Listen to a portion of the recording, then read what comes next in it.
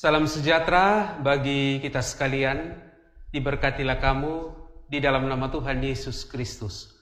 Kembali kita berjumpa malam hari ini dalam Renungan Harian Toraya, edisi 18 Desember tahun 2020. Mari siapkan hati Bapak Ibu Saudara sekalian untuk menerima lawatan dari Tuhan.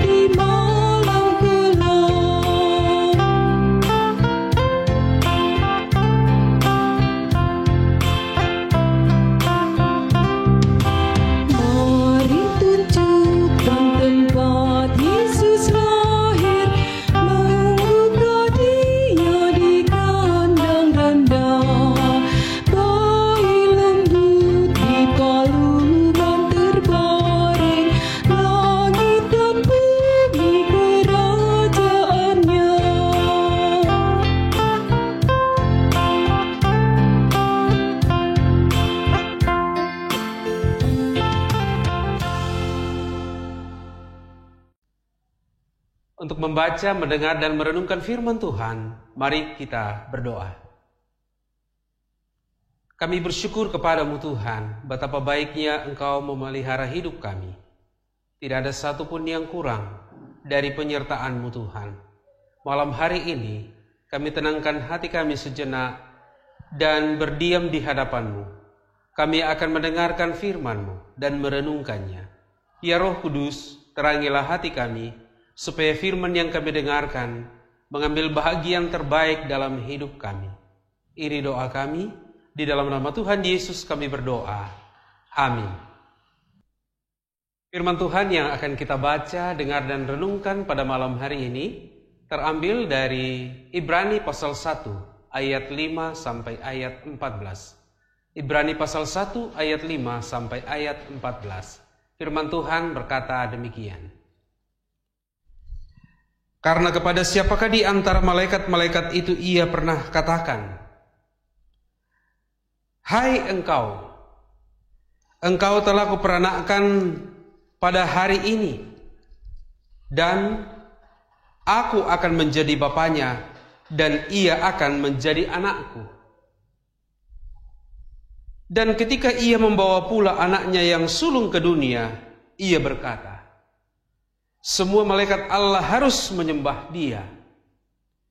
Dan tentang malaikat-malaikat ia berkata, "Yang membuat malaikat-malaikatnya menjadi badai dan pelayan-pelayannya menjadi nyala api." Tetapi tentang anak ia berkata, "Tahtamu, ya Allah, tetap untuk seterusnya dan selamanya, dan tongkat kerajaanmu adalah tongkat kebenaran. Engkau mencintai keadilan dan membenci kefasikan. Sebab itu Allahmu telah mengurapi engkau dengan minyak sebagai tanda kesukaan melebihi teman-teman sekutumu. Dan pada mulanya, ya Tuhan, engkau telah meletakkan dasar bumi, dan langit adalah buatan tanganmu. Semuanya itu akan binasa, tetapi engkau akan tetap ada, dan semuanya itu akan menjadi usang seperti pakaian. Seperti jubah akan engkau gulungkan mereka, dan seperti persalinan mereka akan diubah. Tetapi engkau tetap sama, dan tahun-tahunmu tidak berkesudahan. Dan kepada siapakah di antara malaikat itu pernah ia berkata, "Duduklah di sebelah kananku, sampai kubuat musuh-musuhmu menjadi tumpuan kakimu"? Bukankah mereka semua adalah roh-roh yang melayani, yang diutus untuk melayani mereka yang harus memperoleh keselamatan? Demikianlah firman Tuhan. Amin. Saudara-saudara sekalian, mencintai keadilan adalah tema renungan firman Tuhan pada malam hari ini. Sebuah film yang dibintangi oleh anak yang berusia 13 tahun. Film itu berjudul The Winslow Boy.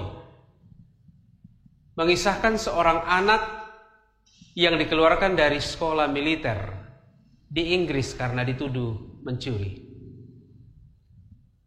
Ketika ayahnya mendengar berita bahwa anaknya dituduh mencuri dan dikeluarkan dari sekolah militer, maka ia mengeluarkan kemampuan terbaiknya untuk membela anaknya itu.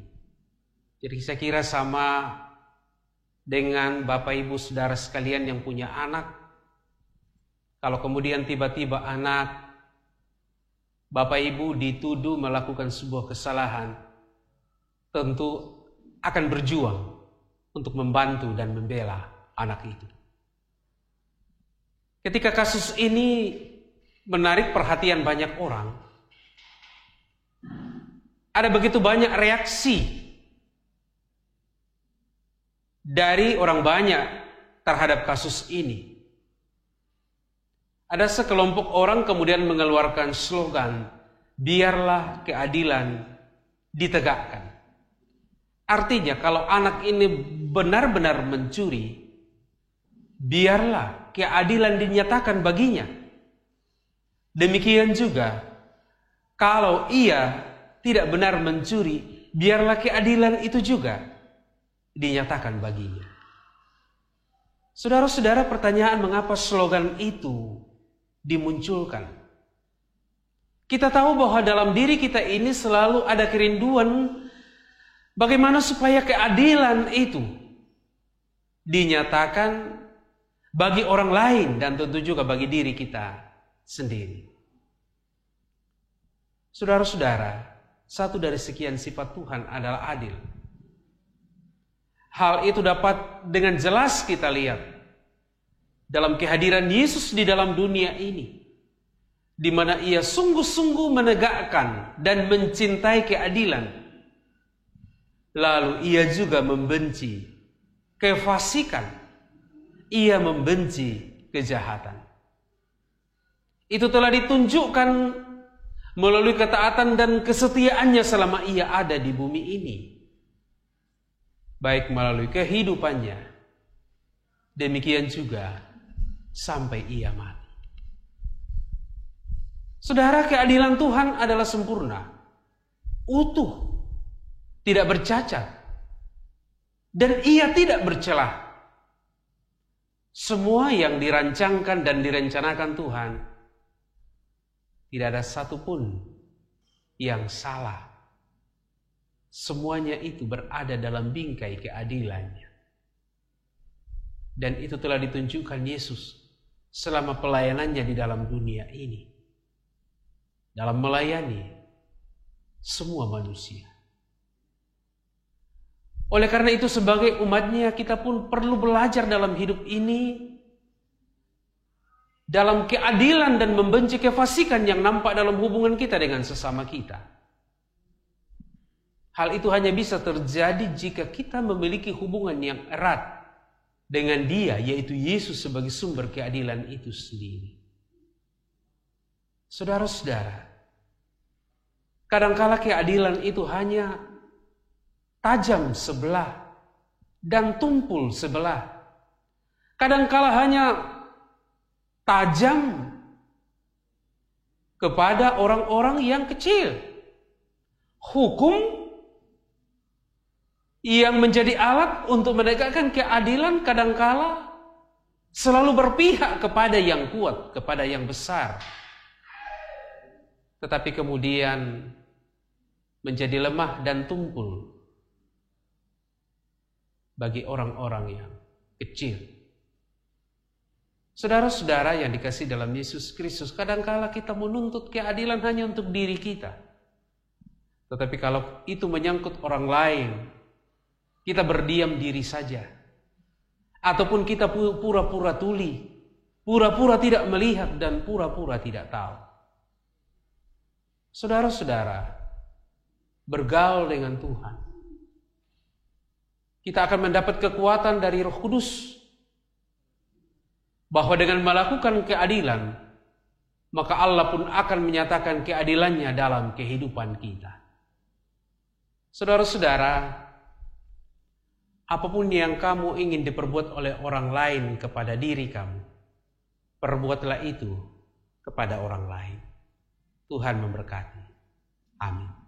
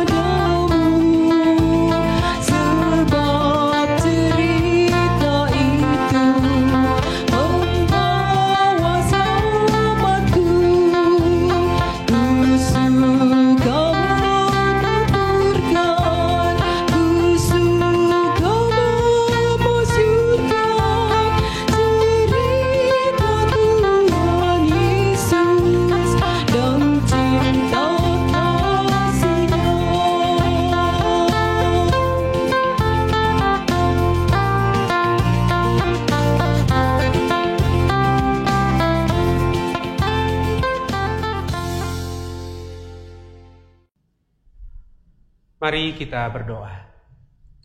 Kami bersyukur kepadamu Bapa, jika malam hari ini kami boleh mendengarkan firman. Biarlah kami menjadi pribadi-pribadi yang sungguh-sungguh mencintai keadilan dalam hidup kami. Dan biarlah keadilan itu dinyatakan dengan sebenarnya. Dia tajam kepada semua orang. Dia tidak hanya tajam kepada orang-orang kecil, ketika hukum menjadi alat untuk menegakkan keadilan itu. Tuhan, biarlah kami menjadi agen-agen keadilan dalam keluarga, dalam gereja, dan dalam masyarakat. Malam hari ini kami berdoa, kami bersyukur untuk setiap berkat kasih setiamu Tuhan. Kami bersyukur untuk pemeliharaanmu, kami bersyukur untuk kebaikanmu, kami bersyukur untuk kecukupan yang terus kami hidupi sampai sekarang ini. Terima kasih untuk kesehatan. Terima kasih untuk kesempatan terus bekerja dan juga belajar menimba ilmu. Tuhan, terima kasih atas perlindungan-Mu. Sekalipun situasi sekarang kami anggap sebagai situasi yang sulit, sampai sekarang ini semuanya cukup Tuhan berikan. Kami berdoa bersama saudara-saudara kami yang mengucap syukur oleh karena berkat-Mu, baik dalam pekerjaan mereka, usaha, dan dalam kehidupan pribadi, terkhusus ketika mereka ditambahkan setahun usia kelahiran mereka. Kami sebut di dalam doa, Bapak Yunus Sampe, Ibu Bernike Rombe, Kristiani Takdung, dan Kerin Natalia Pongbubun. Kiranya dengan pertambahan usia ini mereka semakin mengasihi-Mu sebagai Tuhan dan Juru Selamat. Kami berdoa bersama, menopang di dalam doa. Saudara-saudara kami yang sakit, Tuhan sembuhkan. Mereka yang berduka, Tuhan hiburkan. Mereka yang sedang patah semangat, mereka yang sedang berbeban pikiran oleh karena berbagai tekanan dan berbagai pergumulan hidup, kami berdoa Tuhan kuatkan. Demikian juga jemaat yang berpengharapan kepadamu Tuhan, dikaruniai keturunan, pasangan hidup, pekerjaan, bisnis, usaha, pendidikan berjalan dengan lancar. Mohon belas kasihan-Mu Tuhan bagi mereka. Tuhan, kami terus berdoa untuk bangsa dan negara kami, terkhusus pencegahan pandemi COVID-19. Standar protokoler pencegahan COVID tentu menjadi cara terbaik. Oleh karena itu biarlah masing-masing kami bertanggung jawab di dalam semuanya itu. Tuhan, kami berdoa, mendoakan persiapan kami untuk menyambut hari raya Natal dan Tahun Baru. Biarlah setiap kegiatan, ibadah-ibadah, walaupun berbeda dari bentuk perayaan-perayaan di tahun-tahun yang lalu, namun kami tidak kehilangan pemaknaan yang dalam akan peristiwa ini. Tuhan teruslah memberkati bangsa dan negara kami, pemerintah kami. Demikian juga majelis gereja, pengurus OG dan unit kerja yang ada dalam jemaat untuk menata layanan dan pelayanan. Kami akan istirahat malam hari, lindungi kami. Jauhlah kiranya kami dari berbagai malapetaka, roh-roh jahat dan kuasa-kuasa kegelapan. Kami berdoa dalam nama Tuhan Yesus, Tuhan yang telah mengajar para muridnya, dan kami gerejanya berdoa. Bapa kami yang ada di surga, dikuduskanlah nama-Mu. Datanglah kerajaan-Mu, jadilah kehendak-Mu di bumi seperti di surga. Berikanlah kami pada hari ini makanan kami yang secukupnya, dan ampunilah kami akan kesalahan kami, seperti kami juga mengampuni orang yang bersalah kepada kami. Dan jangan bawa kami ke dalam pencobaan, tapi lepaskanlah kami daripada yang jahat. Karena Engkau yang punya kerajaan dan kuasa dan kemuliaan sampai selama-lamanya. Amin.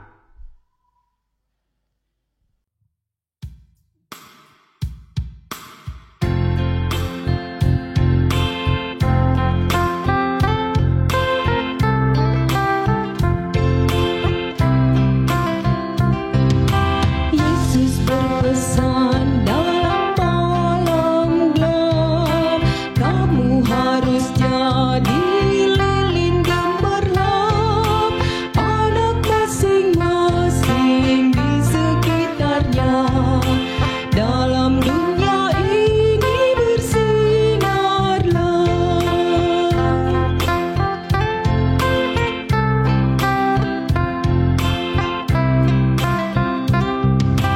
Yesus berpesan dunia penuh banyak macam dosa, duka dan keluh, anak masing-masing di sekitarnya, untuk sesamamu bersinarlah.